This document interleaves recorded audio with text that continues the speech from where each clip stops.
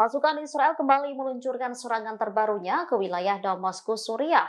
4 orang penasehat militer Iran dilaporkan terbunuh akibat serangan itu. Pada Sabtu 20 Januari 2024 dilaporkan bahwa agresi Israel menargetkan sebuah bangunan perumahan di lingkungan Al-Mazeh di ibu kota Suriah. Diduga serangan Israel itu diluncurkan dari Golan Suriah yang diduduki. Serangan yang dilakukan menggunakan jet-jet tempur itu menyebabkan runtuhnya seluruh bangunan.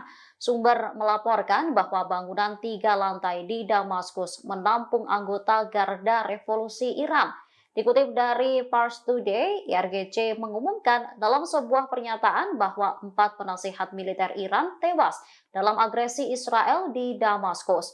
Mereka yang terbunuh ialah Hojatullah Omidfar, Ali Aga Zadeh, Hussein Muhammadi, dan Said Karimi. Selain itu, sejumlah warga setempat juga dilaporkan terbunuh dan mengalami luka-luka.